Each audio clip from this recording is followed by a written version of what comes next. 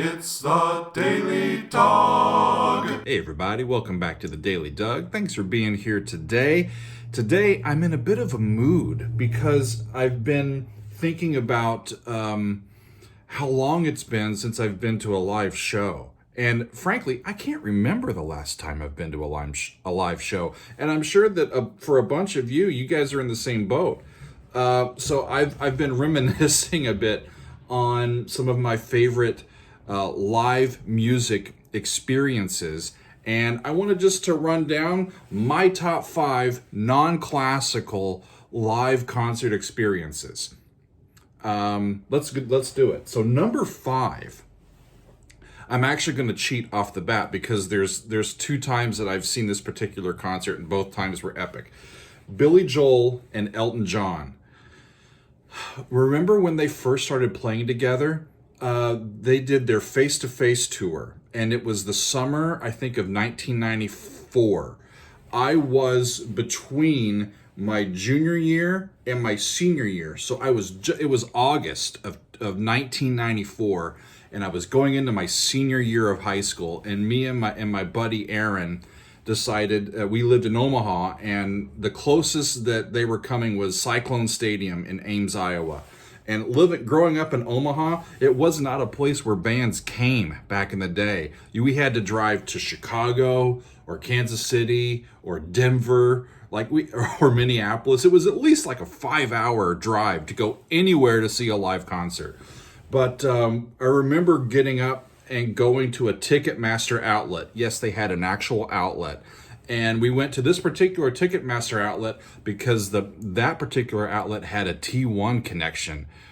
And that was really a new thing for that time. And they had a guy who was fast on typing and was able to get us tickets when they went on sale. So we went, and it was like my first time. We drove out to Ames, Iowa, and we stayed overnight at my friend Aaron's, aunt and uncle's house, and we went to the show the next day, and it was just awesome. We were on about the 30-yard line, looking down at the stage, and the stage was in the end zone. There was like 50,000, 60,000 people there, and it was a great concert.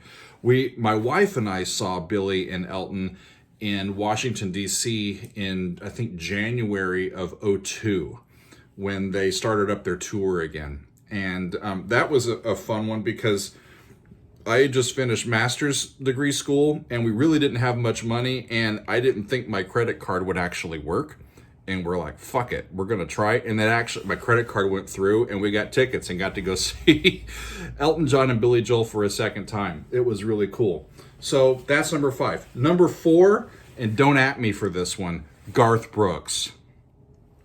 Garth Brooks, no matter if you hate country music or really like country music, Garth Brooks puts on a really great show. It's a great showman. It was fall of 2007. I wrote this stuff down so I don't forget. It was fall of 2007. It was in Kansas City, and it was at the new Sprint Center. So downtown Kansas City, we lived there until 2009. We lived in Kansas City until 2009. And Casey built this new indoor arena downtown Kansas City, and they called the Sprint Center. I think they've renamed it by now, but it opened in 2007. And at the time, Garth Brooks hadn't been on the road touring or doing new music for several years. So when he announced that he was going to be doing a live concert in Kansas City, as kind of a launch, I think it was around like the launch of like a new greatest hits compilation that he had with Walmart or something. And he wanted to do it somewhere in an arena that was within a geographical driving distance of Walmart's home base, which is in Northwest Arkansas. So they picked Kansas City. And I remember going online and that morning, and it was like 9 o'clock on a Saturday morning, the tickets go on sale and you get online, and you're like, ready to go. And tickets are sold out. You're like, fuck. And we're like, oh, okay. Like 15 minutes later, there's an alert, like an email that says a new date has been added. And you get back to the computer and you get logged in and you go to get more tickets and boom, it's sold out again. You're like, double fuck.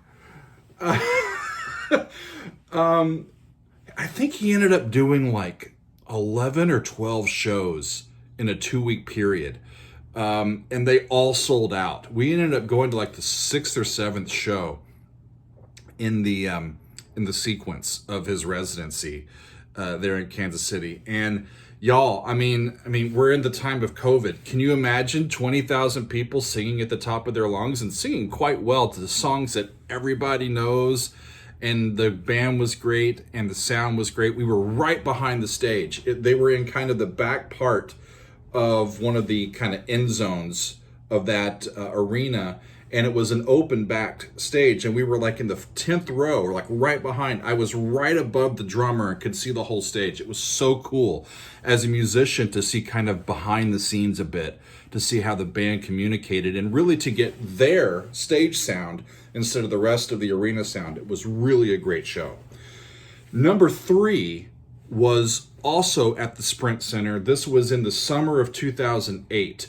Bruce Springsteen and the E Street Band. It was my first time seeing Bruce. And again, we were like 40 or 50 rows up, but we were like right even with the stage, looking down on the side. So you could see from the side angle, like right down onto the stage.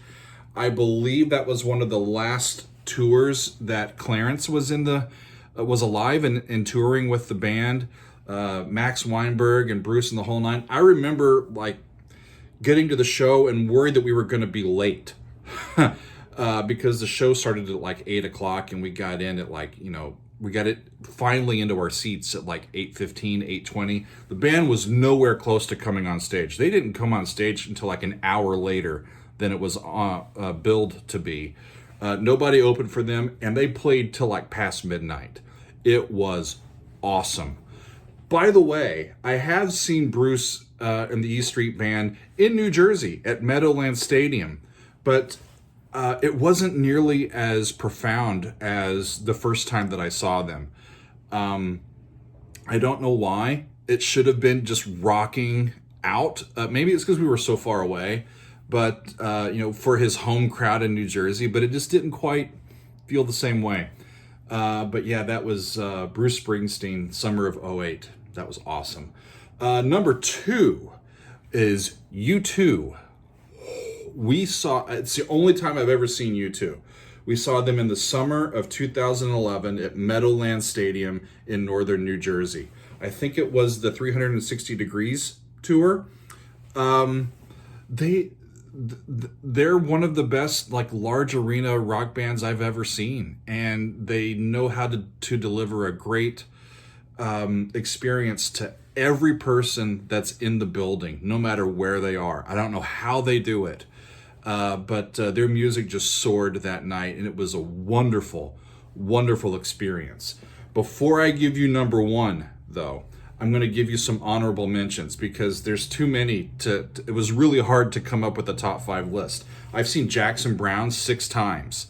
He's probably my favorite pop rock musician on the planet. Love Jackson Browne.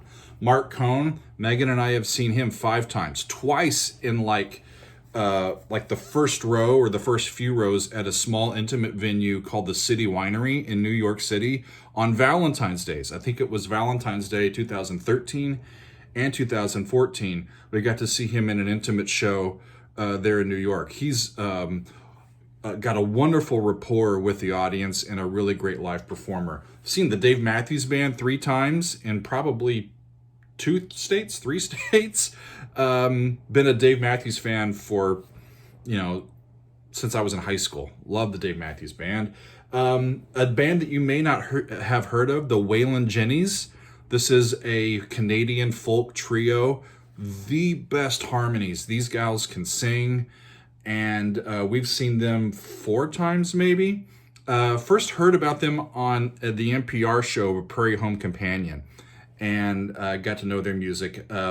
They're wonderful singers, great stuff.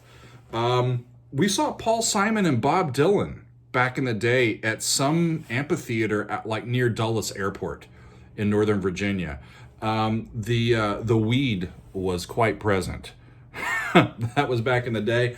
I saw Bruce Hornsby and Ricky Skaggs in New Jersey, and that was just unbelievable musicianship that night. And I can't forget, I saw Opeth at Radio City Music Hall with my brother in New York City. I think it was 2016.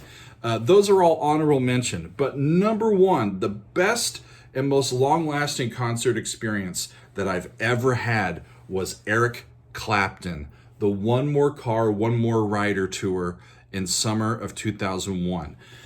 We saw them my wife and I saw them in Philadelphia. It was right before we were going to come back from New Jersey, where we were living, where I was doing grad school, to Nebraska to get married. We got married in the summer of 2001, like a month before 9/11.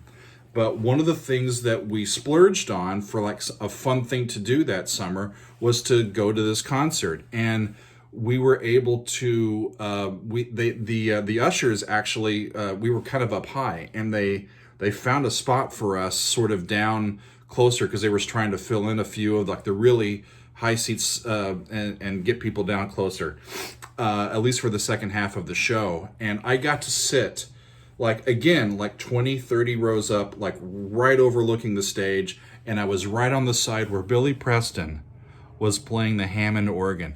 Guys, check out this lineup of people in that concert. This is Eric Clapton's summer tour from 2001. He's, of course, leading the band. Nathan East was playing bass. Steve Gadd was playing drums. It was unbelievable. Billy Preston on the organ. David Sanchez, who also has played with Springsteen, was on keyboards and I think guitar. Andy Fairweather Lowe was another guitar player. But if you haven't seen any of the recordings or videos from that show, look them up, because I think it's Clapton at his mature best. And I think about that show all the time. I still listen to live recordings from that DVD and on YouTube of it. But man, to hear Billy Preston come in with the organs on some of those blues tunes that they did, it was just unreal. So that's my top five. Billy Joel, Elton John, number 5. Garth Brooks, number 4. Springsteen, number 3. U2, number 2. And Eric Clapton, number 1. I would love to know some of y'all's top 5. Let's talk about live music and how much we miss it, and how much we are anxious and eager for it to come back. So thanks very much for tuning in today. We'll see you next time on The Daily Doug.